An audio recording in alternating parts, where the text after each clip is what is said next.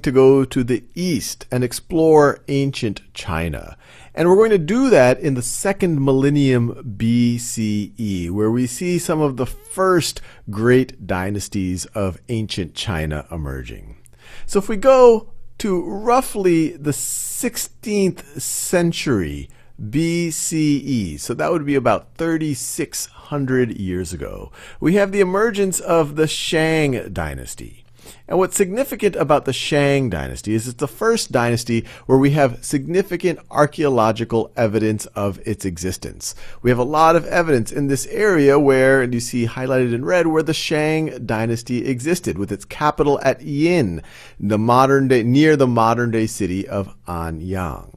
Now, we have accounts of a dynasty before it, the Xia or the Qia dynasty, although we do not have significant archaeological evidence of it. But the accounts say that the Qia dynasty would have been around for roughly 500 years before we get to this 16th century BCE with the emergence of the Shang dynasty. Now, just to get ourselves acquainted in time and space, to think about, well, what else was happening around 1600 BCE, we could remind ourselves that that was during the New Kingdom in ancient Egypt, right around here. The height of ancient Egypt's power was right around that time. We could think about the Hittite Empire that we study in other videos. We could think about Mycenaean Greece. Around 1600 BCE is when you start having, or when you have the decline of the Indus Valley civilization, also known as the Harappan civilization. And you start to have the Vedic period, where you have these Indo-Aryan people start to migrate into northern India. In Mesopotamia, you have the Assyrian Middle Kingdom right around here. So this is all happening in this mid to late second millennium BCE, which is roughly the time of the Shang dynasty.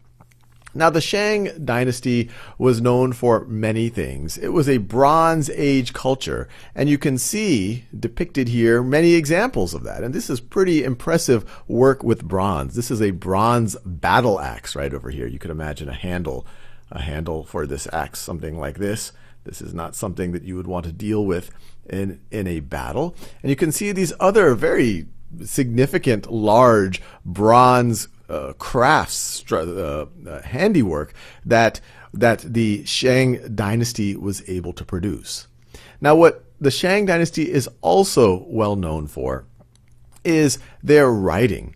It's the first evidence of a fairly advanced writing form and it's related to modern Chinese. And a lot of that writing, the significant artifacts from that time, are on what are called oracle bones.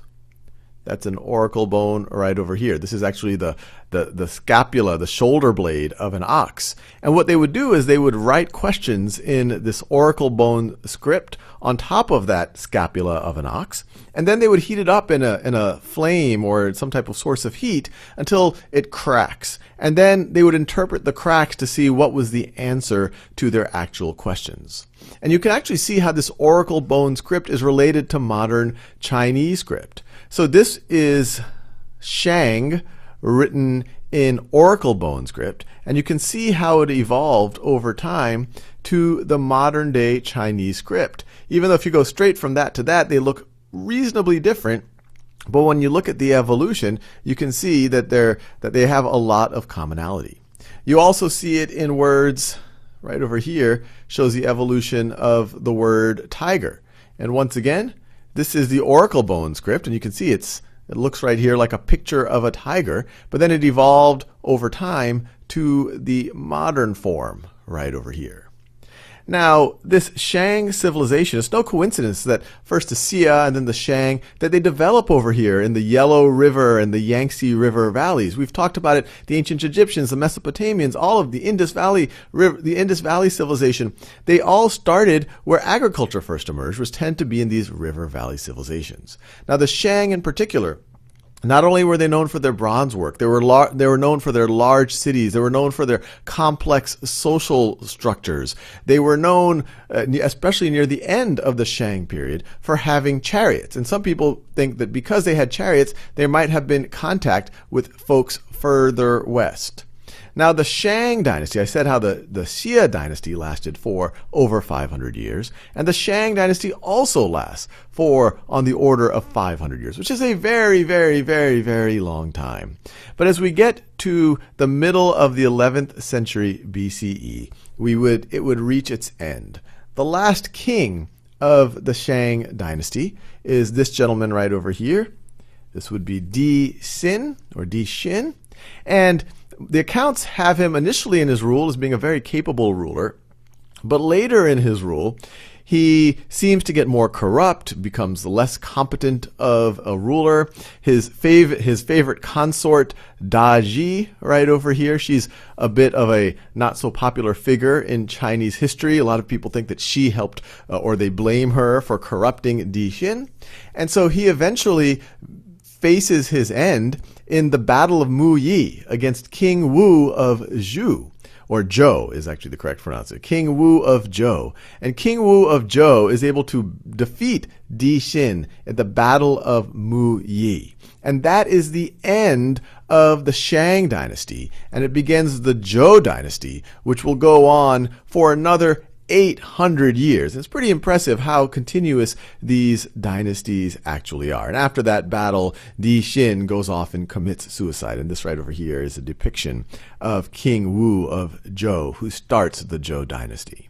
But the big picture here is we're talking about huge swaths of time. And we have a significant, I guess you could say, civilization that started with the river valleys in China. But it's amazing how continuous these civilizations were. And it's also amazing how modern their writing was relative to modern Chinese script. And that's why historians believe that writing of this form was, because of how advanced it was probably in place for a long time before we see these oracle bones. So even though we don't have the strong archaeological evidence yet for the Xia dynasty, there's a lot of evidence that by the time the Shang came about, that Chinese civilization was already quite well developed around the Yellow River and the Yangtze.